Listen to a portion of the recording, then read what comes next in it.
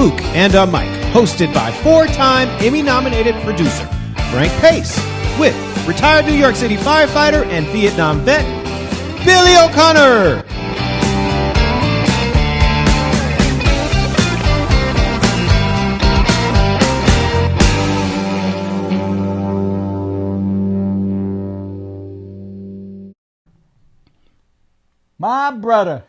My brother Frankie, bro. How you doing? Good. It's October 31st. What are you dressing up as tonight? Oh, yeah, for Halloween, huh? I'm going to go as an Egypt. But you go as an Egypt every week, unless you go as a goose gal tonight. No, I'm not going to go as a goose guy. I don't want to overdo it. I'm just going to go as an Egypt. This way I don't got to wear any makeup, no bullshit, no worries. You know, this is unusual seeing you this close. You know, up close like this. You're up close and personal. Yeah, you're older. You're a lot older than I imagine. Just try to take it easy. Just try to take it easy today. Yeah. I always take it easy. No worries. So what do you want to talk about today? I don't know. Halloween don't interest me that much anymore. You know, like it was when I was a kid. It was like legal begging. You know, it was like a day to shake people down. You know? In my neighborhood, like you're 11, 12 years old, you go, well, just throw some cork on your face and shake everybody down. Go knock on all the tenements and get a big bag full of candy. People throw you pennies. I'm talking about 56, 57, you know. It was a legal shakedown, you know. That's all it was for us. Did you put cork on your face? Yeah, I used to wear my old man's hat. I put an old man's hat on. I tell you the truth, one day I was at this woman's house, and I'm knocking on the door, and I got a big paper bag, because that's what we had. We had a paper bag full of, you know, candy. And some people would throw pennies and shit in there. And I'm knocking on this woman's door, and this woman goes, "Oh, Mike, come here. Look at this. These are the costumes I love. These are the costumes. Look, the homemade costumes." And all I had was some cork on my face and my old man's hat. And I'm saying to myself, why is this chick getting all excited? She goes, look at his dungarees, how they got the patches all over it, you know? And the sneakers are all taped up. I said, this is my regular clothes. I said, what? I felt a little insulted, you know? She threw a couple of cents at me like I was doing something. Yeah.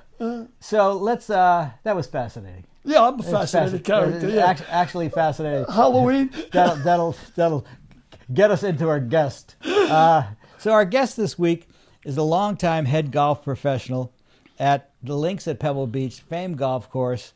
It's a delight for me to have my pal Chuck Dunbar on our Mick, a Mook, and a Mike today. It's great to be here. Good. So checking out the swing on the screen there, man. I'm blown away there. That's the AT&T. What do you say when you say head pro? How many pros are there up there? Well, when I was there for I worked for Pebble Beach Company for 20 years, and I was at Pebble Beach as the head pro for 16 and a half of those years. Well, when you say head pro, how many pros are there? Well, I had 7 actually. 7. There's 7 pros. 7 assistant pros, and 2 other assistant managers that were pros.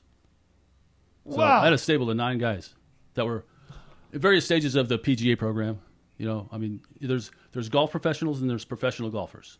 There's guys that make a living playing golf on tournaments. You know, the Bryson DeChambeaus and right, and the Paul Caseys and Tiger Woods. And then there's the guys that manage golf courses and give lessons and run tournaments and manage the business of golf. So those are the guys that are in the PGA of America. So that's the difference. So not everybody has to obviously be Tiger Woods to make a buck playing golf. No, but I was certified as a PGA pro, but on the business side of it. But part of being a PGA pro in the PGA of America is you have to pass a playing test as well. So there's a portion of that, and they want you to play in section events and things like that. But so playing golf is a portion of being a PGA golf professional. So when you see like on TV or watching a golf tournament, and they have a section where they'll talk about chipping or the right things to do of putting, give you some swing tips, and then they'll say, you know, if you want to learn more about your chipping game, go see your local LPGA or PGA pro. So that's I'm one of those guys. And the PGA tournament, the PGA major tournament, yeah, is open to everybody who's a member of the Professional Golfers Association, and they hold certain spots open for the winners of the club's tournament. Right, correct? Club Pro Championship, things like that. So there's some exemptions into the PGA Championship as far as the major goes, but that's that PGA Championship is run by the PGA of America as well as Ryder Cup. Right. So those are not USGA events or they're not PGA Tour events. So, Chuck, why don't you tell us a little bit about your story? How'd you get to Pebble Beach? Well, I got into golf basically after college. I wasn't like a country club kid who grew up, with my own clubs, and I had a mismatched set of clubs and played a little bit of junior golf, which was just like a week in the summertime at my parents' or my grandparents' club in Sacramento, California, and learned to play a little bit there. But I really wasn't a golfer. How old were you now? About? Oh, this is just in my youth. I'm 10, 12 years old. Oh, okay. But I wouldn't consider myself a golfer. I went to, in the summertime, we'd go out to the country club that my grandparents were members of. And they'd sign me up for a junior golf clinic, which was like a week or 2 weeks of lesson time with one of the pros, the pro or assistant pro. And so I think it was just so they could have some quiet time by the pool. Yeah. Just get rid of the kids. Babysit, Yeah. So let the pros babysit the kids for a little bit. And I didn't really play in college or anything like that. I never played like high school golf or college golf. But I was traveling after college. I graduated from Sac State University. And then I traveled a little bit and went to Florida and worked in a Club Med. That's where I met my wife and started working in the golf field because it just happenstance. I happened to buy a set of clubs on my way out of town, going to Florida to take up this job. And I'd worked for Club Med in Mexico. What part of Florida were you in Club Med? Where was that? Port St. Lucie. Port St. Lucie? Yeah. You have a Club Med there? Oh, wow. Yeah. It's still there. And you started playing golf? It's doing booming business right about now, I imagine. I doubt it, yeah. Yeah, Jesus. It's probably closed down. Everybody, sure. yeah. But so anyway, I knew someone else that was already at the club who I'd worked with in Mexico. And I said, hey, what's this gig like? Is this worth coming to Florida? And he says, yeah, but bring a set of golf clubs because there's really not much to do. It's more of a family village where they take a lot of day trips. So we get to play golf for free here. So I said, I really don't. I'm not much of a golfer. I know how to play a little bit. So I ended up buying a set of golf clubs from Costco. I think they were all made out of pot metal because I broke half of the heads off at the range. Billy, pot metal. And but slowly but surely, I played enough to where I got pretty good at it. And 6 months later, I transferred into the golf department. Let me ask you, you said like slowly but surely you got better at it. You got better quick. I mean, are you a regular athlete? Were you an athlete at anything else? Athletic? I mean, like... I was decent. I played some soccer, played some football, but I wasn't outstanding. But 6 or 7 months is kind of fast to get good at golf, no? You know, when I landed in Port St. Lucie in Florida with a set of crappy clubs from Costco, I was probably a legitimate 36. You know, if I played the ball down. Right. And then after playing as much as I did in the time that we had off, and I got to play free golf, and also we had a par 3 course there, I probably became more like anywhere between a 16 and a 20. And I wasn't taking lessons. It was just figured out by myself. How long did it take you to go from a 16 down to a 0? And how long did it take you to get to Pebble Beach? That's a good question. See that? I asked a good question. You asked a good question. Good. Take a bow. Take a bow, Frank. So basically, wanted to get in the golf business. My wife and I got married, moved to Santa Cruz, where I found a job at the golf course that my grandparents' beach house was. So we went there for like an anniversary of sorts.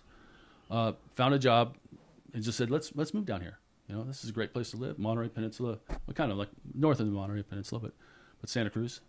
And worked there for 2.5 years. Got into the PGA program, was doing all my book work, and passed the playing test. And at some point, I think remember the El Nino years? Sure, you remember Sure. El Nino years? I think it was like 90, 98, and 97. Whatever. Somewhere in there. And I figured that I was in the right business, but I wasn't at the right course because there was no emphasis on customer service.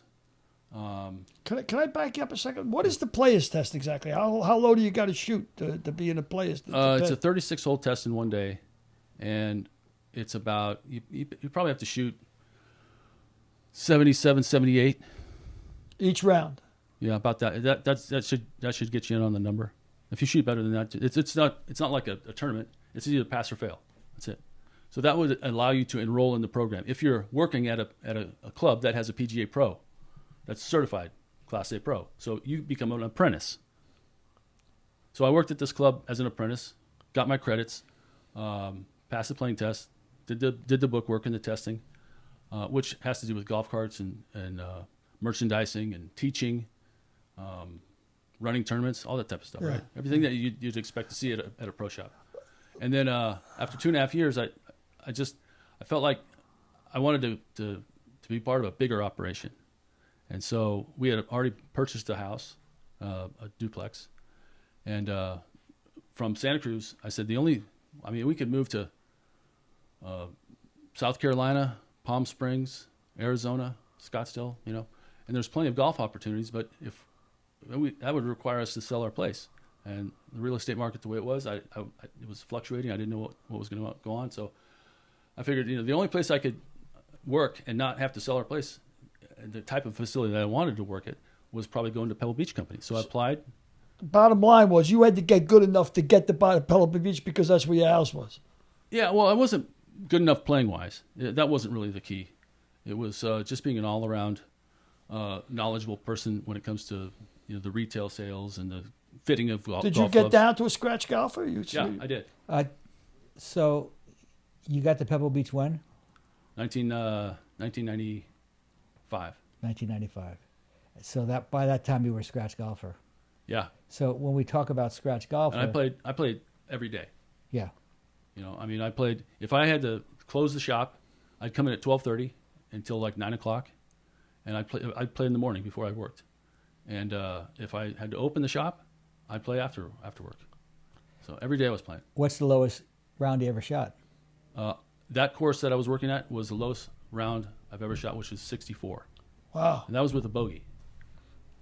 Wow. Yeah. But you didn't choke. You didn't choke that day. Well, I remember for sure. I was playing with my brother-in-law, my stepfather, and his friend, and myself. There was 4 of us, and I remember getting behind a eucalyptus tree on this one hole, and my stepfather says, "Just take a free drop over there." And this was on the back nine, so like I said, I think it was number 11. And so I remember thinking, I'm like 8 under at this point. Or, wow. Not 8 under. Excuse me. I was like 6 under at that point. Right. 6 under on the front nine. And you didn't shot 30 on the front nine. And you didn't want to negate the entire round. And I was making everything. I mean, I was just trying to lag it on these. I had some squirrely putts and some long putts, and I had some short putts, but everything was going in. 3-tiered green, up 3 tiers, make it. Wow. The first 2 holes, actually, I lipped out, and I said, oh, gosh, it's not going to be one of these days. But things turned around, and so when I got to this hole where I got behind the eucalyptus tree, I took an unplayable and took a penalty where I ended up making bogey, but made enough birdies coming in to shoot 8 under. That's unbelievable. Yeah. And what's the lowest round you ever shot on a major golf course that the touring pros were playing? Well, that 64 is the lowest, like I said. Right. But that course was a par 72, but now it's a par 71. It should be a par 70. Right. And, but still, 64 is 64. Yeah. Doesn't matter. Yeah. And some of the holes have, they're kind of in these valleys, so you can hit it right and left, and they come back down to the fairway. So. But don't they make the course tougher when the pros play there? Like when they have like a tournament, don't they make the greens? Not necessarily. No. No, I define it as this: the USGA, when they come in and Pebble was hosting whether it was the 2000 or the 2010, both U.S. Opens that I was a host pro of, and was very much a participant in the planning stages of. The USGA comes in and they set up the course. They define the setup, where the fairway lines are going to be, how tall the rough is going to be, how fast the greens are going to be, et cetera, et cetera. They're what I call the great protectors of par. They want over par to win it, right? And in 2000, when Tiger Woods won, I mean, he was the first guy to win a U.S. Open with double digits under par. Was he 15 under par? Yeah, I think he was 12 under par, but he'd won by 15 strokes. Okay, so right. The number 2, the runner-up was 3 over. Yeah. And that was 3 over, and that was Ernie Els and Doesn't make any difference. Jimenez. So they tell you how high the rough has got to be? They tell you? They dictate to the superintendent. Wow. Yeah. Yeah, that was my question because obviously the Masters coming up in 2 weeks. How you have been back to Augusta several times to watch them, how their preparation of the course. Have you ever played Augusta? I've played a few times, yeah. And who have you played with? The first 2 times I played were what they call Purveyor's Day, or Vendor Days, or I think the caddies play, and it's like the week before they close down for the summer. So I was invited to one of the vendors that worked with Augusta and also worked with Pebble Beach Company in selling yardage guides. And you played also with Arnold Palmer. I got the chance to play with Arnold Palmer. So the first 2 rounds were a different experience. The third time I went to play golf was a thank you set up by Peter Uberoth, who I think kind of spearheaded everything. And there was like 8 of us that went back and were joined by Arnold Palmer, Dick Ferris, Peter Uberoth, and Toby Wilt. Toby's a big, I think he's a Vanderbilt guy. Okay. And he won the AT&T Pro-Am portion of it with Brant Snedeker one year. Okay. But when you play there during the regular season for the members, you have to be accompanied by the member. Right. So those guys were we had 4 guys that were members: Arnie, Ferris.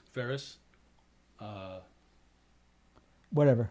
And Toby Wilt. So there's 3 foursomes. There was 3 foursomes. That's 12 of us. So 3 groups. So those guys had to play in. Each of them had to play in one of the groups. So we kind of rotated around for 2 or 3 days, and everyone got to play with Arnie.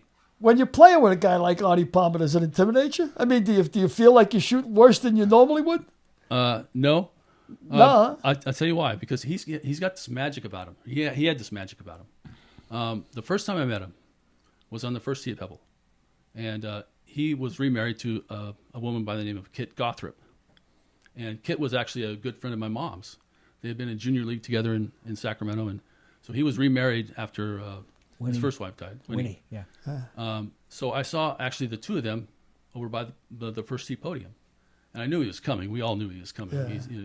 It's just word leaks out whether you're on the inside of the operation or the outside. I mean, when a guy like that shows up, it's just like, bees to honey. The reason I asked is because when Frank played with Lee Trevino, in the book we mentioned, like you were hitting the ball out of bounds the first couple of holes, and they told you, Frank, relax, Frank, nobody's here to see you, right? Yeah, yeah. So, continue. I'm sorry. No, that's okay. So the first time I met him, I walked out there and Kit Gothrop saw me, and she says, "Oh, Charlie Dunbar," because I was Charlie as a kid, growing up as a youth. But I later changed, kind of went by Chuck. Anyway, so she says, "Arnie, I want you to meet someone. This young man, I was good friends with his mother, and if I dig deep enough, I'll find some pictures of him running around my backyard in dirty diapers or nothing at all." I'm thinking this is a great introduction to Arnie Palmer. And he just looks at me and gives you the wink and the thumb up. And I said, "Nice to meet you." And so, but within minutes, he just had this way of making you feel like you've known him for a long time. He put you at ease. He used your name and call you by name. I actually saw Arnie up at Hastings on Hudson, the oldest golf course in America. Actually, the oldest golf club in America is St. Andrews in Hastings on Hudson. Yeah. And my ex-wife used to work there in the office, right? So one day she says to me, it's the 100th anniversary of St. Andrews. She says, and Nick Laus redesigned the course, right? And he's having like Arnie Palmer, all these pros are coming, and the Dinah Shore. Would you like to come? And I said, yeah, what are you, crazy? So it was like a Monday. And the reason I ask you about being intimidated, it's like 8 o'clock in the morning, 10 to 8 in the morning. I'm watching these 2 guys on the tee hitting practice balls, right? And this guy's hitting the ball like you would hit a ball, like a machine, like he's just a good golfer. And who comes walking out of the clubhouse at 2 minutes to 8 but Nicholas? And he goes down next to the guy and he says to the guy, you mind if I hit a few? And the guy goes, no, God. Jesus, like this, the Nicholas, right? So I said to my buddy, I said, watch this. I said, I bet you this guy falls apart. Sure enough, I swear to God, the next 7 swings he took, he looked like me out there, But Nicholas was dour, man. He looked like he was on the last round of the Masters. He didn't smile. He didn't nothing. When Arnie showed up at 1 o'clock, he showed up in a limousine. He got out. hit a ball, put his arm around two girls. Come on, girls, let's take a walk. You could see how he was like just dynamic. Speaking of Arnie and girls, why don't you tell a story about another time you met Arnie? Well, it wasn't when I met Arnie, but it's a story that a PGA Tour pro told me. Okay. I think I know the story you want me to tell. So apparently, as word on the tour went, Arnie was quite the ladies' man, and we always kind of had this inside bet at Pebble. We'd always discuss it. Who do you think got more tail in their heyday, Arnie or Clint? Because they're both co-owners of Pebble Beach Company. And who knows? I mean, no one's gonna ever know. But between the two of them, that's half the population. There's a lot of stories out there, encounters, I'm sure. But anyway, Scott McCarron, who was from Sacramento, as I was, and a pro golfer, and actually successful pro golfer, doing very well on the senior tour, dominating on the senior tour.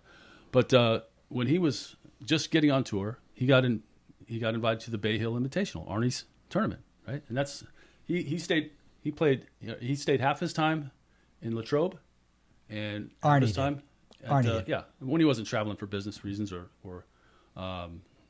different things that he had on his agenda, golf course site business and things like that, or Bay Hill. So Scott McCarron is really young on the tour. I think he went to UCLA. He was a Bruin, and I'm having breakfast with him during one of the AT&Ts because his caddy at the time was one of my best friends growing up. So the three of us went up to have breakfast at the Gallery restaurant that overlooks the putting green at Pebble Beach. And he tells me this story about Arnie. I don't know how we got talking about Arnie, but he says, I got a great story about Arnie. He goes, so I'm at the Bay Hill Invitational, my first time there, and I can't wait to meet Arnold Palmer, the king. So he says, so I ended up playing a practice round, and I think Arnie was about 3 groups behind me, maybe half an hour behind me.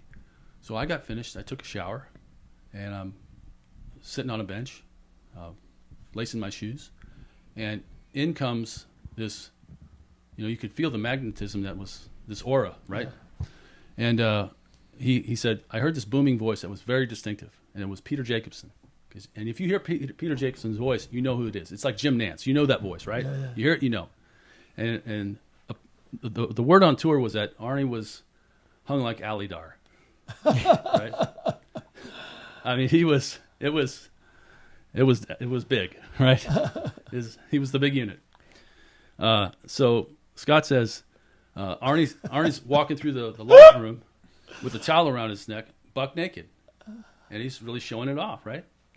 And he turns the corner and he puts his foot up on a bench, and McCarron's right there, and he's thinking, maybe not the best time to introduce myself and shake hands. Not when he's naked. That's not a good naked, right? But he goes, so I'm tying my shoes and my head's down, and he goes, but I couldn't help but take a peek and see if the story was real. He goes, let me tell you something, Chuck. I'm not gay, but I couldn't take my eyes off that thing. And as soon as he looks up and catches Arnie's eye, Arnie knew he knew that Arnie had busted him. And Arnie just looks at him and winks and says, that's why they call me the king, kid. I love it. That's a great story. That's a great story. Who all have, tell me a few of the pros that you really like, and then tell me a few of the pros that you're maybe not as fond of. Sure. Well, let's see. McCarron's a great guy. Trevor Immelman, I got to know him a little. I think he was a Masters winner several years back. Won the Masters back. and then kind of just disappeared. Right. And did some announcing after that. Patrick Harrington was always a nice guy. Phil Mickelson was always great. Yeah, Mickelson's a good guy, yeah? Yeah. See, I've heard otherwise from Mickelson because I know some people who know him through his gambling, and he's not quite as nice a guy as he pretends to be, but that's just me. Well, we didn't have locker rooms for the AT&T, or we did for the Open. We had to build them though, but they were temporary. Mm-hmm. But for the AT&T, we wouldn't have locker rooms. But Mickelson was always making sure that whoever helped him out, it's $100. Pull off a sheet. Oh yeah, $100 all so day he's long. a sport. And when he, like for example, when I was making tee times for the practice rounds before the U.S. Open, I mean, he called me personally. It wasn't Bones. It wasn't a manager. He'd call and say, "Hey, Chuck, can I come out and play first thing in the morning on so and so date?" 2 weeks before the Open was, like in 2000 or 2010. And he was just super nice. He was always nice to me. During the 2010 U.S. Open, my son carried a sign for him, like the leaderboard sign, Standard Bearer, and was great to my son. And so you hear these stories that the other pros really didn't like him because they've always felt that he was a little bit phony. But by the same extent, he was doing the right things. He would be very gracious to the crowds, the patrons, the spectators. He'd sign everything. What do you mean, Chuck, when you say he was a phony? In what way? Why did the other pros think he was they just think that he was always putting on a show. And why did you say, Frank, before that the gambling stories you heard about him, he was kind of a hump? Gambling on golf, you mean? Gambling on everything. Oh, yeah? He's a heavy gambler? He's a heavy gambler. Yeah, there was one AT&T that he showed up. This is after the Baltimore Ravens won. And Trent Dilfer was the quarterback. You remember that Super Bowl? Sure. Okay. So he had bet, and everyone knew this at the range because he was bragging about it at the AT&T, because this AT&T is right after the Super Bowl. So, Super Bowl Sunday, and then AT&T. And then Monday after is the first practice round of the AT&T, right? So he's just coming off a big victory with the Vegas gamblers because he had put something like $20,000 down on Baltimore at the beginning of the season to win the Super Bowl. He wow. won. So it turned out to be a couple $1 million. Yeah, because he got huge odds. He got like 30-1 odds or something. Yeah, that's amazing. And Dilfer was a quarterback, so he's probably by stats not the greatest quarterback to ever win a Super Bowl. Because I think he had more interceptions than he had passes. Was the Ravens' defense. Touchdown passes, but so he's a heavy hitter, right? Yeah, he's. But I would consider him a good guy because he was always good to the fans. He was always good to your people and the fans, he made your job easier. Yeah, but the pros wouldn't want to set up next to him and hit balls or anything like that. He was left alone. The pros didn't really. I don't think he spent a lot of time talking with the guys, and whereas on the opposite end of the spectrum, Vijay Singh, first guy to get to the range, last guy to hit balls. I mean, we'd be waiting to clean up the range, and he'd still want to hit balls in the dark. Wow. So and but let me interrupt you. So rather than you tell me, I know Derek's got some pictures. So why don't you put up a picture, and then Chuck could comment on the person that you put up. So you can't put up a wrong picture, Derek, unless you put up a picture from Ken Bentley, who's going to be joining us in a little bit. So we'll just keep talking while you're. So have you played golf on Ireland at all, by any chance? Well, I have. There's an Irish golfer, Patrick Harrington. Wow. So that was somewhere around 2003 or 4 or 5. I was when I say I played in the AT&T, I didn't play as a pro contestant. I was a marker. Not a marker so much, but my ball counted for the team event. So Andy Garcia was my partner, and in this case, Stankowski was his professional partner at the beginning of the tournament. But Stankowski had a wrist injury that flared up on him. So 2 holes into his second round at Poppy Hills, he says, "I got to pull out. I'm going to just damage my wrist even more." So Andy's stuck without a partner, and he's got to be in the tournament. So they call up me real quick and say, "Hey, we need to get you out to Poppy Hills pronto and take Stankowski's place to be Andy's partner," which meant I played. By the time I got there, they probably had 4 holes under their belt. So I played 14 holes at Poppy, and then the next day I was his partner again at Pebble Beach at the 9 o'clock slot, right in the thick of things, with Mickelson in front of me.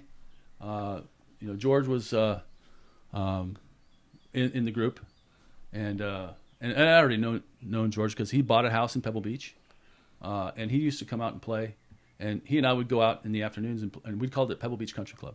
So we'd wait till the last golfer would make the turn, and then we'd play the front 9 like twice with nobody in front of us or nobody in back of us.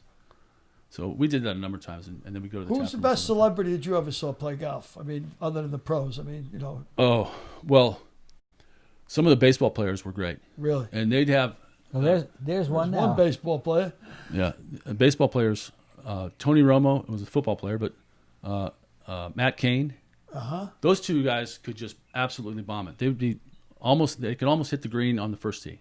Wow. Well, So that's plus. Well, Johnny Bench, who you're seeing with there, I think he was he played on the senior tour. He played on that Celebrity tour. Yeah. Yeah. Because Johnny's a really good golfer. He Yeah. goes, 72, 73 in his time.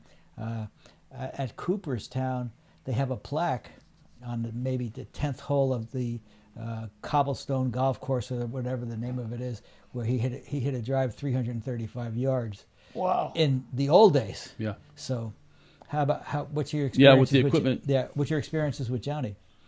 Well, actually, through you, I got the opportunity to be invited to one of his charity events that he does with Dougie Flynn. Doug Flynn. Yep. And it's a Matthew Mitchell. charity event of the Bluegrass in Lexington, Kentucky. Obviously, it didn't happen this year. Hopefully, it happens next year. But it's funny because he had come to Pebble Beach, and I was there at Pebble Beach at the time. And I think he had a conversation with you, Frank, and you said, make sure you say hi to Chuck. Mm-hmm. So I hadn't met him before, but he was like a boyhood idol to me. I collected his baseball Sure. card. I mean, As good as it gets. Right. Yeah. I mean, to me, I remember the Cincinnati Reds and the Big Red Machine. Sure. You know, I was a kid, a little league player, and so you looked up to these guys. And after the game, you'd get a ticket to get a snack and a pack of baseball cards or something like that with that crappy gum in it. And so he was like a boyhood idol, right? So I was fortunate to get invited to their event, but before that, I did meet him briefly. I did not meet him briefly before that. I had a chance, kind of like two ships passing the night. He came to play Pebble. Frank said, say hi to Chuck. He's the pro there. So he came in, asked where I was. Someone said, I think he's in a meeting. He went up to the range, came back down, asked again. No, he's still in a meeting. He should be back soon. Came back after his round, asked where I was, and I think I'd gone home by that day or by that time or something like that. Went to my kid's lacrosse game or something like that. But without meeting him, when I first showed up in Lexington after getting the invite to play in this celebrity pro-am, and I think that was the year that you couldn't play, so I was kind of subbing for you, right? But you went. Yeah. But you went to the event despite the fact that you weren't playing. I think you were on injured reserve, but I was on injured and reserve. and I walked into the hotel and I saw Johnny, and he turned around and he goes, "Chucker." Wow. I don't know how he knew who the heck I was. Wow. That's really cool. So really, really class guy. Yeah. Oh yeah. Class act. Again, another guy who could make you feel comfortable or at ease In a second. so quickly. In a You know. second. Next photo. You'll be able to. Oh, That's Jack, huh? That's Jack. yeah. Yeah, so that's and he's an interesting guy. I mean, he didn't have the charm and charisma as Arnie, or doesn't have the. I don't think too many people have the charm and charisma of Arnie No. Palmer. I mean, you My can see why he experience- was Mr. Golf. But mean, I probably have met Jack, have encounters with Jack maybe a dozen times, and every time I don't think that he knows who I was. Whereas, he didn't know. when I saw him, I only saw him. I didn't talk to him, but he looked very intense. He looked like he was, he was playing the 18th hole of the Masters or Well, something. You know who's like that with me? Is Eddie Murray. I've been with Eddie Murray. Eddie Murray's a Hall of Fame baseball player, and I've been with Rod and Eddie Murray come along, and maybe 24 times. It's gotten to a point that Rod now says, Eddie, you know my friend Frank. And he says, oh, no, nice to meet you, Frank. And then Rod cracks up. It's too funny. Well, I can imagine. I can't imagine how many people, have met. Oh, yeah. And you can't expect him to know everybody. But I'll tell you, getting back to Phil Mickelson, he has an affinity for names. So when I introduced my son on the first team as his standard bearer on Friday of the U.S. Open in 2000, he said, "Hey, where's your dad?" Because I just talked to him on the phone and made him a tea time, a couple weeks before. But he said, "Where's your dad, Chuck?" And so he remembers names. Arnie remembers names. Johnny Bench, apparently. Johnny Bench will remember his name. Yeah. I mean, they have that gift. But when my encounters with Jack were, he was either really nice or he's a sourpuss. But it just depends. And he can turn on a dime. Oprah Winfrey. Yeah, she was very nice. She came out. I remember she came out. She had this thing called Oprah's Book Club. Yeah, sure. And, yeah. Can we get If These Lips Could Talk in Oprah's book? Yeah, forget about it. It's $1 million. That's $1 million sells right off the bat. And so she can sell the phone book and sell $1 million, no problem. They taped a little section called Oprah Tries Something New. So since she was going to the Steinbeck Library over in Salinas as part of her book club tour thing, she came over and tried playing golf. And she had never played before. She only played the 18th hole. Yeah. So that was something new. Did she buy the course when she got off? Or just No, she didn't. But you get a golf course. You get a golf course. You get a golf course. But she was very nice. I was very impressed. I mean, she was very genuine. Great. Great. Next. Oh, yeah. Oh, there he is. President of the United States. And Clarice. And there's my wife. Lovely Clarice. How would you find George Bush? Well, you could see it right there. Real person. A Bubba. Yeah, the picture says 1,000 words. But I met him twice.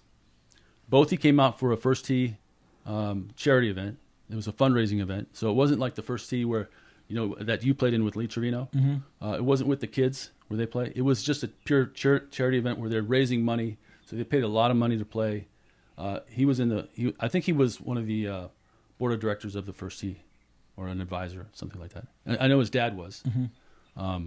And actually they go back to the Walker Cup. Right. Yeah, because it's named after his father or something. It was but a real personable guy, like he was instrumental in the USGA and the amateur events. So, but the first year he came out, he was wonderful, and he came out like 2 years later for the event, and the SUVs pulled up. They were actually silver SUVs, and not black, but silver SUVs, and he steps out, and I'm right there to greet him. And he goes, "Chucker, how the hell are you? How the hell are you?" Wow. And he throws his hand out, and I'm thinking, I'm not sure if he saw a name tag. I had a jacket over my name tag, but somehow someone piped into it, or I don't know if he got it through his microphone or earphone or whatever it was, but he was. I had read a long time ago that before Gore and Bush ran, they were leaving the Capitol or whatever, in the steps, and it was pouring rain. And Gore saw the rain, he looked up and he said, "This is absolutely shocking." And Bush said to himself, "This guy's a stiff." He says, "I could beat this guy." And that's where he first got the attention that he was gonna run. Yeah. So I think on this day, my son was in the Marines at the time, and he was going through boot camp down in Southern California, in San Diego. So, and I had mentioned that to him somewhere around the 12th hole as I approached him, and what I wanted to do was I made a sign that said, "Platoon 214, Semper Fi. Go get 'em, boys." And I wanted to send that to my son at boot camp to inspire. I didn't put my son's name on it because I didn't want to have him picked out. So I just sent it to his drill instructor. And he ended up posting up. I met his drill instructor later when he graduated and became a Marine, and we still get along and correspond to this day. His senior drill instructor. So President Bush held up the sign. So he held up the sign, and then when he got to the 17th hole, my wife magically appears, as she will magically do, pretending that she's going to the beach club, and but she's all dressed to the nines and took the picture. She's obviously very beautiful, and so she's with a friend of hers, and so they come up right at the right time to make this, and I happen to say, "Here's my wife," and he says something like, "Is that the beautiful woman who's the mother of a Marine?" And she says, "Yes. Can I get a picture with you?" And she goes, "Oh, you can get a kiss." But it just as the picture shows, he was just real personable guy. Very personable. What other? In fact, this is a great story. So this tells everything. So after he takes some pictures with my wife and myself and some other people on the 17th hole, and 17 is the par 3 that goes down right next to the beach club. So his caddy was Tucker, and Tucker's caddying for him, and he says, "Tuck, what do you think?" He goes, I think it's going to be a 4-iron for you, Mr. President. So he takes a couple of waggles, basically hoods it over in the ocean. It's a terrible shot. He looks back at Tucker and says, "Not too good, huh?" He goes, "No, sir, not very good at all." He goes, "Well, I farted in my backswing." So he got a presidential do-over for the fart. So, what if any other presidents have played at Pebble Beach when you were there? Clinton? Bill Clinton played there when I was working there, but I was actually going on vacation that day. I was headed to Brazil. My wife's from Brazil, and that particular Saturday, Clinton was in town for a Rupert Murdoch Fox big to-do at Spanish Bay and the lodge at Pebble Beach. They had basically bought half the tee sheet, and if you were a guest of the Murdoch event or the Fox event, then you could just walk up and say, "Hey, I'm with the Rupert Murdoch event, and I'd like to play golf," and we'd slide them into the first available tee time that they held. If no one slotted into that time, we'd just charge them. Yeah. So they'd be paying $450 or whatever it was, $495, for nothing. And Is that for one guy to play around, or is that for a foursome? No, now it's now it's $550. $575, I think. $575 plus you have to pay a caddy. Plus caddy. The caddy's minimum $110. Probably about Wow. $100 plus tip. So they won't let you play Plus- without a caddy. Plus tip. No, Plus tip. They do let you play without a caddy, but the course is set up so that they have cart paths on every hole, and a cart path, you spend more time running back and forth to the cart. That's probably one of the reasons the course, of course, the picturesque nature of the course inspires people to take photos as well. But everybody's just running back and forth to get their clubs. Oh, yeah. You got to stay on the pod. So- Yeah, it's a cart path only, because you can imagine how much traffic there would be and how much of a beating the fairways would take. Yeah. Because COVID's changed everything. So they're not the hotel currently. October should be busting at the seams, and then November hits, and you have daylight savings that ends. So it slows down a little bit, and then Christmas, you get the holidays and everything like that.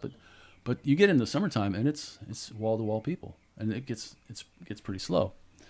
So you left our audience with Bill Clinton on a golf Oh, course. sorry. Yeah. He's old news. Yeah.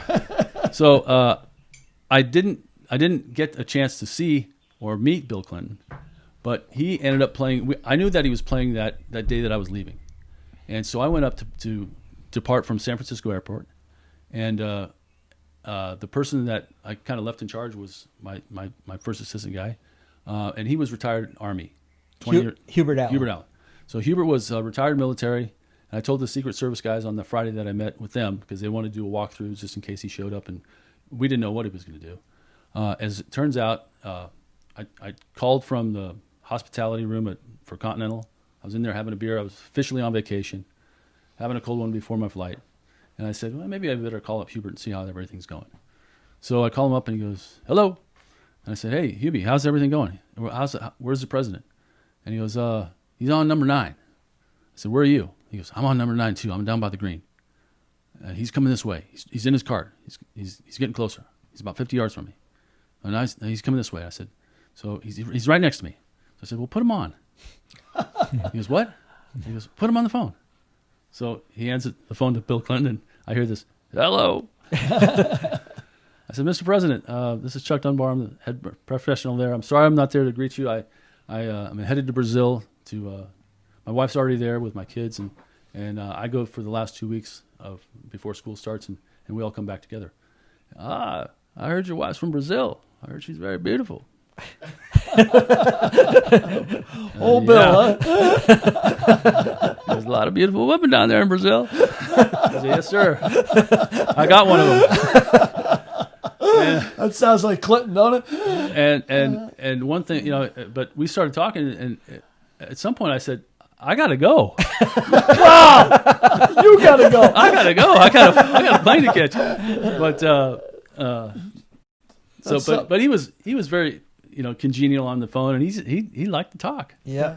Don't you got someplace you got to go, Mr. President? You got something to do? So, but apparently he played 1 through 9, and then he jumped over to 17 and 18 and played those 2 holes and just kind of cut in. But there was open tee times from their reservation, the Murdoch reservations before. But That's a great story. Yeah, it is. So how about who have you disliked professionally and why? Really quickly, because we all right, got to get Ken on. one of the encounters that sticks with me is an experience I had with Mark Calcavecchia. And of course, he wouldn't know me from Adam and wouldn't probably even remember it. But practice rounds during the AT&T, around that time of year in February, our first tee time would be 7:30. And because of the AT&T and how many players there are, you got the pros and the amateurs, so you got a big field, 156 pros plus 156 amateurs. And they're all trying to play Pebble Beach, especially the amateurs, for their practice rounds. They want to play 3 rounds of practice rounds at Pebble, right, to get their money's worth. Well, Tiger, when he was playing before 2000, he's playing every year because he won in 2000. When he came back and Gogol collapsed. So Calcavecchia, Tiger Woods would come in at like 6:50, and we'd let him go because he just kind of wanted to go out there and do his own thing. He might be with Ken Griffey, who was his partner, but he would just be with one other person or himself, and he'd fire off on Wednesday morning and be the first one off, and we'd let him go at 10 minutes till, because he wouldn't make a reservation. He wouldn't go into the player hospitality and go to the desk and make any pre-registration or pre-appointments for scheduling a practice round. He would just show up. That was Tiger, and of course he wanted to avoid all the traffic and all the people that wanted to, So anyway, he stopped playing, and Calcavecchia shows up one morning, and it's 6:05, and sunrise was, like I said, our first normal tee time would be about 7:20, maybe 7:30, and that would be typically 20 minutes after sunrise. So sunrise was probably 6:45 or something like that. Sunrise at that time, 6:45, 6:50. Well, he shows up at like 6:10, and he walks up to the first tee, and he's taking some practice swings, just warming up. And I had this Japanese assistant. His name was Sony Bay, and Sony Bay is watching the tee. And we basically just cracked open the doors of the pro shop, and we're getting coffee. And he comes, and with his accent, he goes, "Chaco, Marco Calcavecchia, he is on the first tee. He's going to go." And I look down the fairway, and I've got lights of the mowers still right in the middle of the fairway. And he's already got one on the peg. So I go out there and I say, "Hey, Mr. Calcavecchia," I introduce myself and tell him what I did. And I said, I really appreciate that you want to get out there early, but as you can see, I've got maintenance guys out there mowing the fairways, and they're just trying to get the golf course ready for you as best they can. So if you could just let them finish up their work, I'll be happy to let you go at like quarter till. And that's 15 minutes before our regular first tee time, which is earlier than our normal first tee time. But that's I got to hang on to you for at least 6:45, and then you can go. He looks at me and goes, "I can respect that. I used to cut grass for a living." So I said, "Oh, thank you very much. Appreciate it." Nice guy. I take 2 steps off the tee. Whoosh, he takes a lash at it, gives me the bird, and says, basically, "Go to hell." Wow. Really? And walks. Wow. I was like, not good. Not too classy, huh? No. He used to cut grass for a living, huh? That was a long way from cutting grass he is now. That was just poor taste. I thought that was just... Yeah, that's terrible. Yeah. That was Bush. Derek, we're going to bring on Ken Bentley. So before you move on, I got something for your desk here. You got the fire hat for you, but since Frank spends so much time at down where I live, I know your baseball is going to be raffled off, right? Yes. Hold that up to your camera, What? to your chest, so we can get it on camera. We can't do it. So this is a replica of the 18th hole. Oh, wow, the signature hole, huh, Pebble? Yeah. All right, great. Thank you, Chuck. That's really So cool. that's for your set. I thought it was one of Frank's divots. I thought maybe Frank doesn't take divots. He's a sweeper. He's a sweeper. Our next guest is also keeping in line with our Masters theme for today. Executive Director of the Advocates Pro Golf Association, Ken Bentley. Welcome, Ken. Hey, thanks, Frank. Thanks for having me. I've known Ken for, 1980 or so when I hired him to replace Armin Katayan at the Phillips organization because Ken had been one of the first black tennis players at UC Irvine, and that must have been a trip. And then he left the Phillips organization and he went to the Nestle's Corporation, where he spent 30 years of his life, retired as a vice president of community affairs. So, Ken, welcome to the show. I want to introduce you to my partner, Billy O'Connor, one of the last great Irishmen in America. Why don't you tell us a little bit about your story? Well, thanks, Frank. I was a tennis player growing up and got into golf because all the guys I was working with at Nestle were playing golf. And I felt like I was missing out on, 4 hours of being with the CEO and, hearing all the business stories. So I started playing golf, got into it. And then I got a bunch of my friends together to go play golf twice a year, and we would get together and play different places around the country, and we would donate money to charities in those cities we'd go into.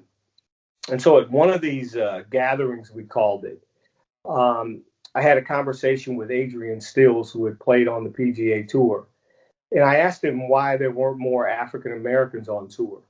And he said if we could start something, if we could develop an organization that had tournaments, we could probably develop some guys for the PGA Tour. So I went out, got some money from Nestle and Farmers, two companies that I'm associated with.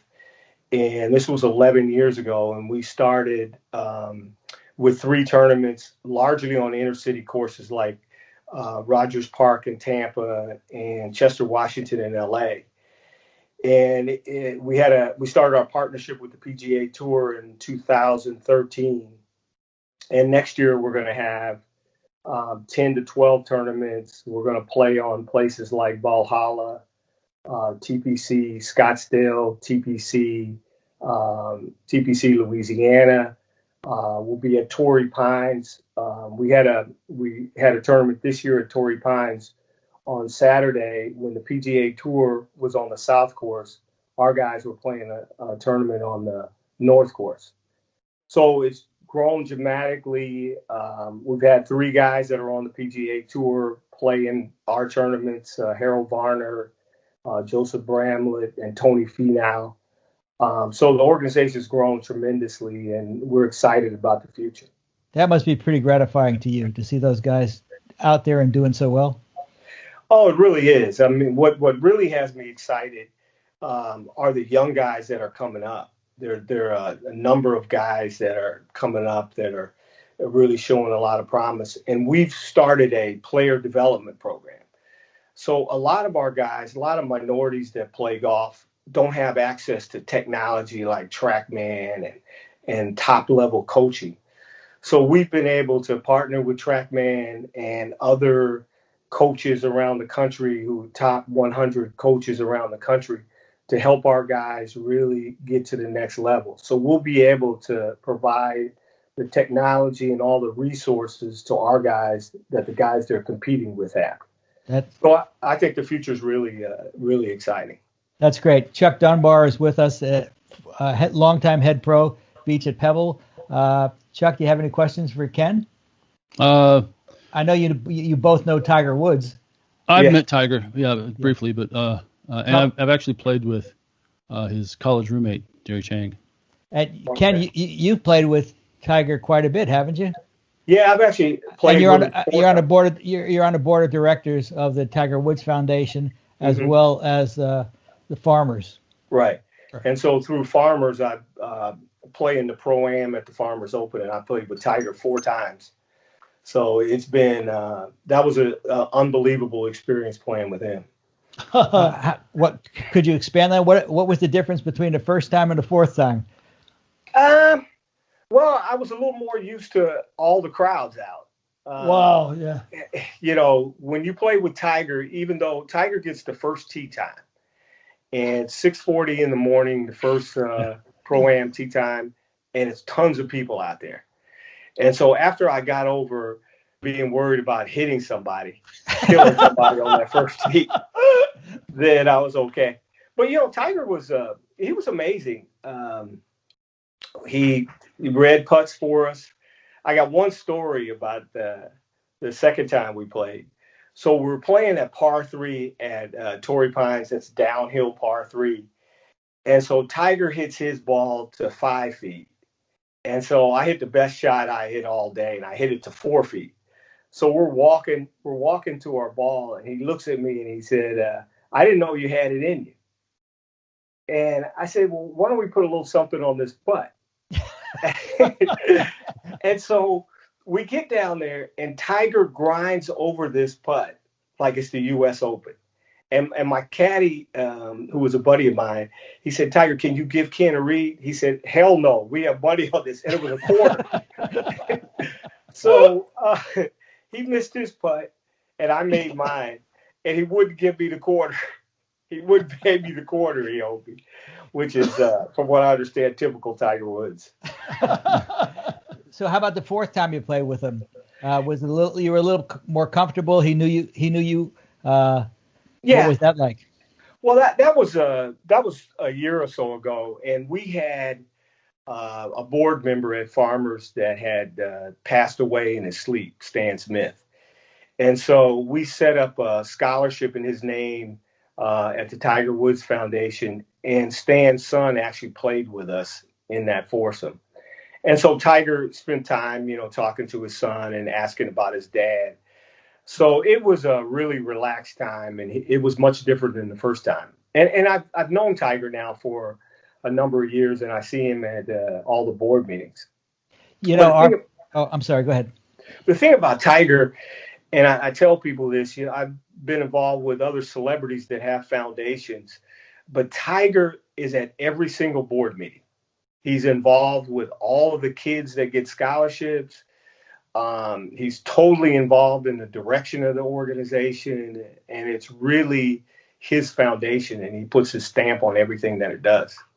I was going to ask you, our friend Armin Katayan obviously wrote the biography of Tiger Woods, and in that biography he's saying that is two different guys between Tiger now and Tiger like in 2005. Can you comment on that? Well, yeah, I think I don't think I'm the same guy I was 50 years ago or so. But I think kids change you. I think life circumstances change you. And I definitely think Tiger is enjoying life more now. I mean, you see him, he's a lot more engaging. I think he's just enjoying life more. And I think before that, everything was about breaking Jack's record. And he was so focused on that. I remember we had a board meeting 2 years ago or so when Tiger was really going through all his back issues and he could hardly sit down at the meeting. But he told everyone on the board, he said, look, I'm really starting to think about my legacy. And I don't necessarily want my legacy to be that I won all these majors, but I want to reach 4 million kids. I want to change the lives of 4 million kids around the world. And that's the charge I'm giving the board and the staff. And so, I think he just sees life completely different than he did, back in 2005. Great. Well, that's a great story. I mean, you're thinking about the dynamic of life in general. When he's focused on being the best ever, it's almost like Maris with the pressure, to hit the home runs like he has. Now he's really looking back and looking at what's important in life, reaching 4 million kids. That's amazing. So Chuck and I were saying the other day, Tiger really could win the Masters because if there's one tournament that sets up well for him, it's Augusta, because he really only has to beat 50 or 60 players as opposed to a normal tournament where he has to beat 140. What do you think his chances are this week to win another Masters? I think he's got a good chance. I mean, every time Tiger Woods tees it up at a Masters, the course is just made for him. I think it's the fairways are a little wider, the rough's not as penal as some of the other courses. And I think it all comes down to how he's feeling.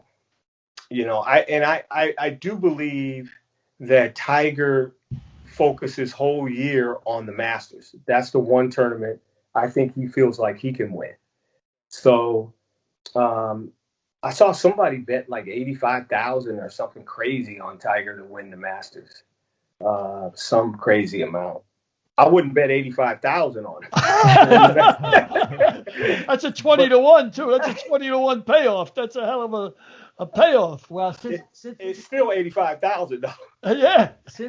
since we have the former bookkeeper here, Yeah, the bookkeeper. That's a nice way to put it. Billy, what are the odds on the Masters? This year it looks like Byron DeChambeau. He's 8-1. Bryson.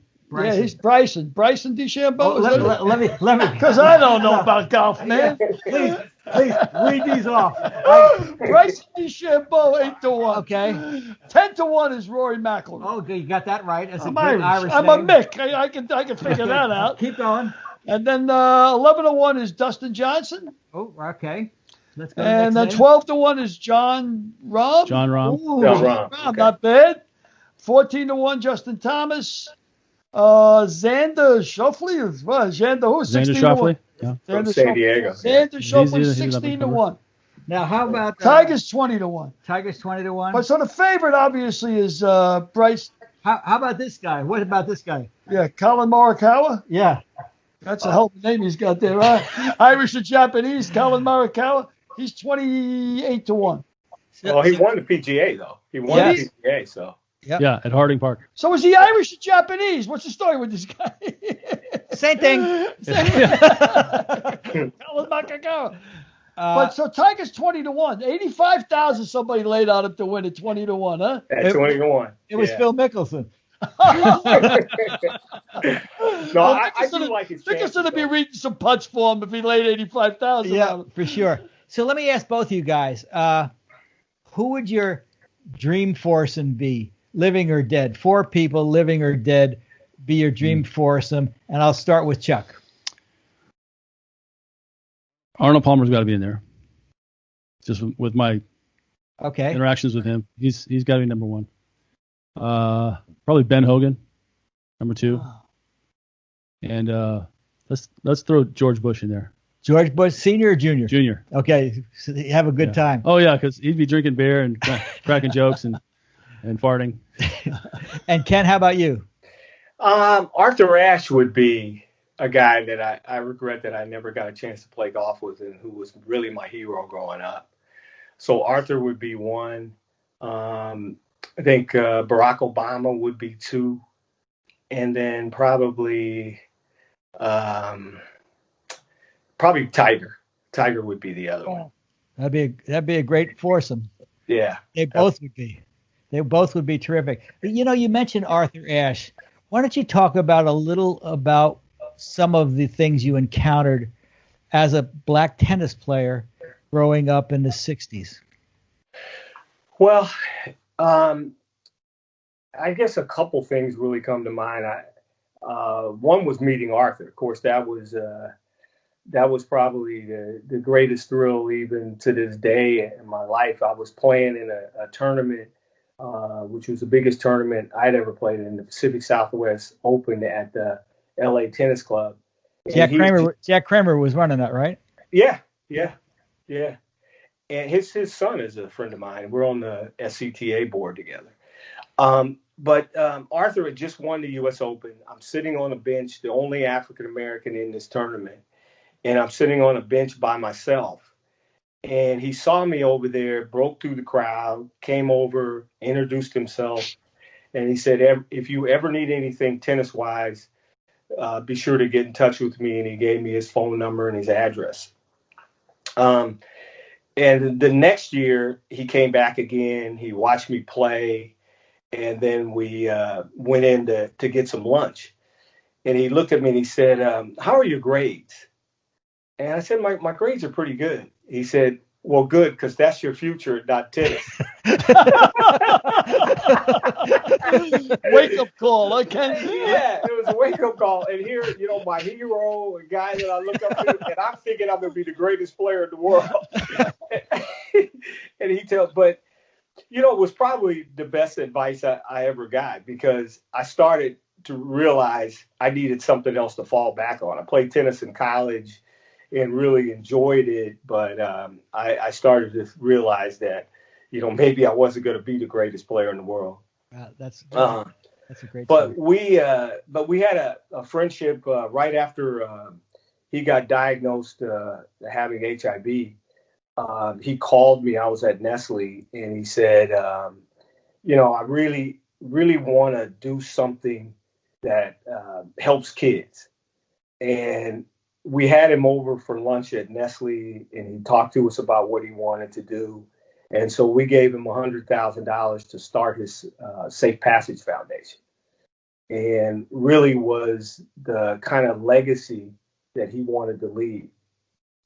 So, I mean, I had just an unbelievable friendship with him that really helped shape my life, because he was so involved, and we had a number of conversations about really what your legacy should be. We talked about Tiger, but Arthur was really all about, helping kids and giving back. And so, I mean, it was a real inspiration to me to say that this guy who was my hero growing up became a good friend of mine. That's great. That was about the time, the late 60s, the early 70s, when another trailblazer in golf was Charlie Sifford. Can you tell me a little about your relationship with Charlie and how people can get involved with the APGA? Well, Charlie, when I interviewed Charlie a couple times when I was writing for different magazines, and Charlie, for a long time, was really bitter about the way he was treated.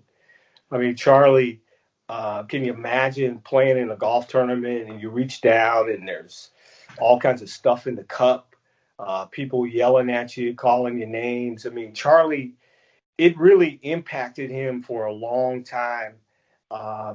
But at the end of his life, I think people started to appreciate what he did, and he was a different guy. His son is really involved in our organization. And we were able a few years ago to change the name of the street that goes into Chester, Washington Golf Course, where Charlie actually played and developed his game. We changed that to Charlie Sifford Boulevard. So we've Charlie was an inspiration to Tiger. Actually, I had a chance last year to introduce Charlie to Tiger Woods' mom. And she told Charlie's son how much Tiger admired Charlie, and how much he meant to Tiger, how much Charlie meant to him, and how inspired he was by what Charlie had done. And so it meant a lot to his son. But we use Charlie, as an inspiration for our guys, because, he really won twice on the PGA Tour, had a great career.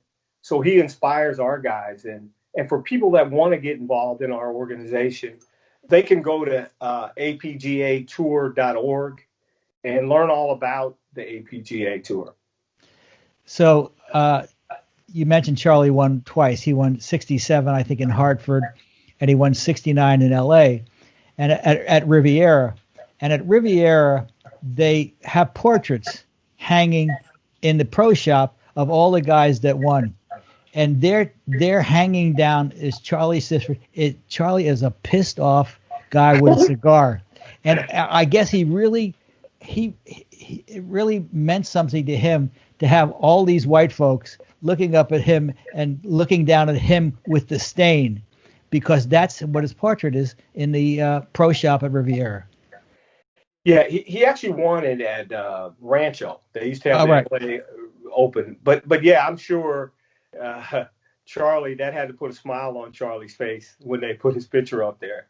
But for him to win the LA Open back in '69, that was amazing, what he had to go through. But he really changed the last few years of his life, and when he got inducted into the Hall of Fame, and some of the things that all the recognition he started to get. He got a honorary PhD from St. Andrews University. So a lot of things, a lot of good things happened to him at the end of his life. So I think he died a really happy man. Oh, that's a great story. Let me ask you a question, Frank, just for the uninitiated like me. Is Charlie Sifford like the Jackie Robinson of golf or something? I would say yes. Okay, yes, he definitely is. He was the breakthrough guy. Yeah, he was a breakthrough guy. Yeah. He was never got a chance to play the Masters, which was one of the huge regrets. But he was the first real African American to get his card on the PGA Tour. Lee Elder was the first one. Masters. Lee Elder played the first one to play in the Masters. Now, was that because it's in Augusta because it was in Georgia? Or? Yeah, well, Augusta runs by their own rules, you know. Right. And, in fact, I think it was this past year was going to be the 50th anniversary of Lee Elder playing in the Masters, I believe. Yeah. And I think there was some a groundswell of people wanting him to be one of the people that hit the ceremonial first tee shot. And I'm not sure. Obviously, we don't know what's going to happen. Yeah, well, Ken may have different feelings about Lee Elder, but my experience with Lee Elder are not as positive as they would be with Charlie Sifford. Hey, Frank, I have to agree with you on that one. Yeah. Charlie was Lee Elder was different. I mean, I do feel bad that Charlie didn't get a chance to play the Masters because he actually, in today's rules, he would have gotten in. Yes, but they can invite anybody that they want to invite, and they obviously chose to exclude Charlie Sifford. Right. And that was a shame that was a conscious choice. Yeah, it was a conscious choice. Right. And as the winner of both Hartford and especially the LA Open, he should have been in there and he deserved to have been in there. But again, like you said, he got his satisfaction when it was voted into the PGA Golf Hall of Fame. Let me ask you guys both, if you had one round to play, where would you play it? With your dream foursome now, you've already picked your dream foursome. Where do you think you'd play? Ken, I'll let you start. I'd want to play Augusta. I've heard so many amazing things about the place. So before I die, I would like to play that. Before that, it would have been Pebble Beach, but I did have a chance to play Pebble Beach. Got a great story about Pebble Beach. I was dating my wife at the time, and she took me to Pebble Beach for my birthday, and that's why I married her. Say that all the time. And you're still married to her. I'm still married to her. Married on the grounds of Pebble Beach? No, we didn't get married on the grounds, but I knew I was going to marry her when I was on 18. Chuck, you performed a service on a wedding on the 7th tee. Yeah, I became an ordained minister to marry a couple that we met in Lexington. Oh, is that right? And they wanted to get married in Pebble Beach. Yep. So Chuck said, "Sure, I can marry you." He didn't have any credentials, but he said, "Sure, I can marry you." So he quickly got ordained and certified as a registered preacher. Yeah. Oh, wow. So Chuck, where would you play? Well, I played Augusta, fortunately, and I played a number of great tracks, but I've never really played much golf outside of Old Head. Well, Old Head. The old sleigh head. The old head of Kinsale. You're talking about now. County Cork. And County Cork. That's about maybe 11 miles from where I was born. Right. And that course, now I'm not a golfer. And my best day, I was like 92. And that's when I was playing all the time.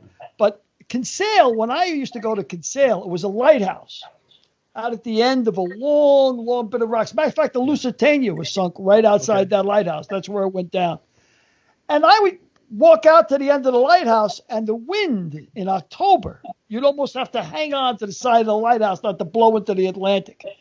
And somebody told me they were going to build a golf course. I said, are they out of their minds? Well, and Old Head is not an old golf course. No, it's a new golf course. Yeah, new, that's what I used to go out there before it was a golf course. I hate to burst your bubble. I'm not choosing Old Head as my course.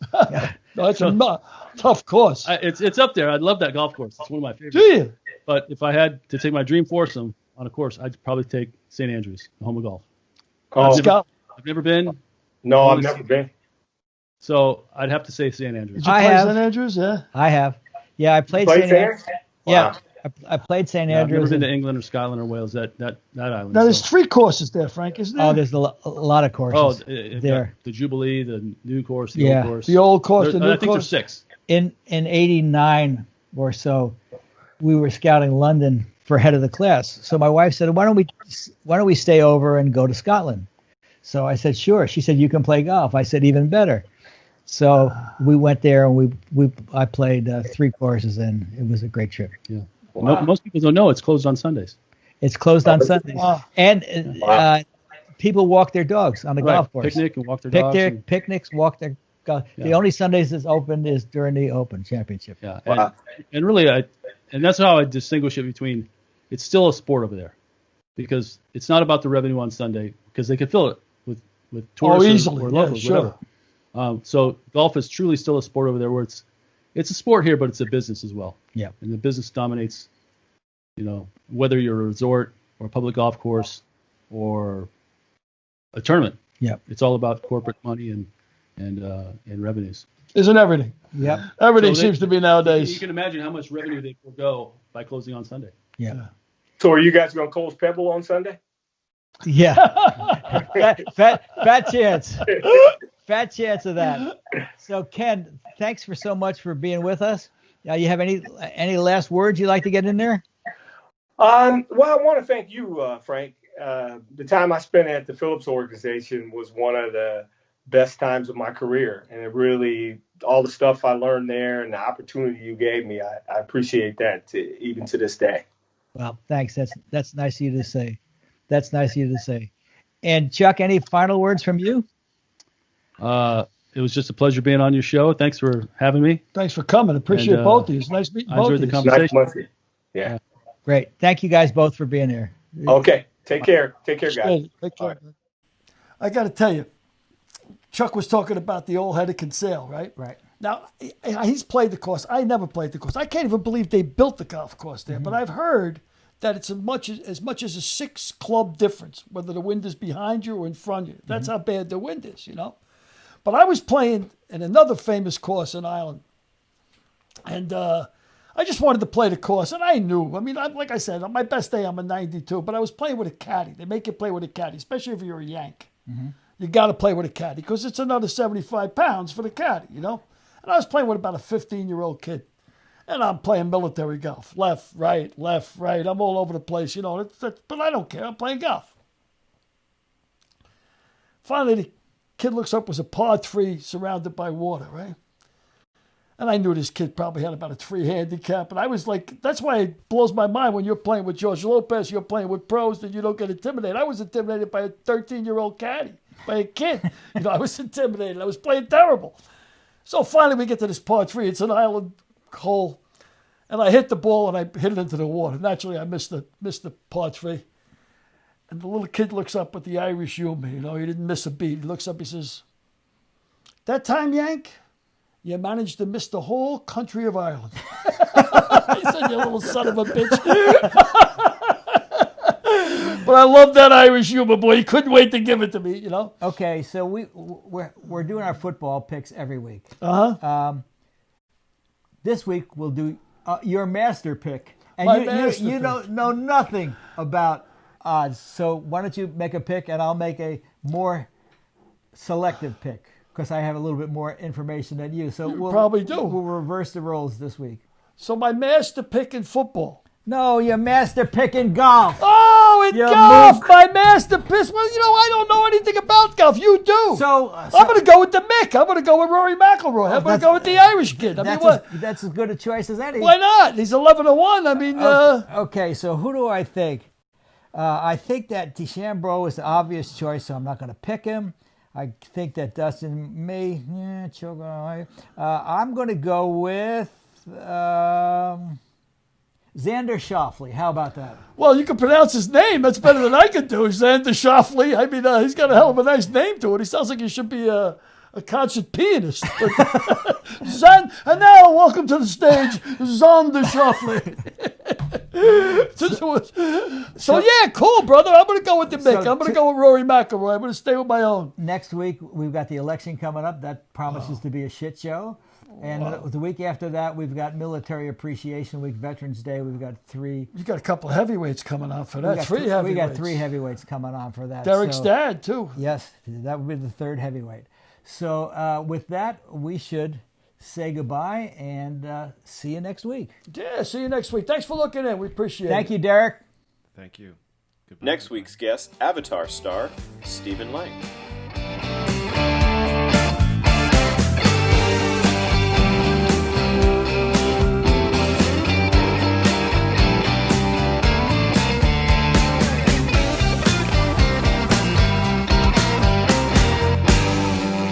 We'll see you next week.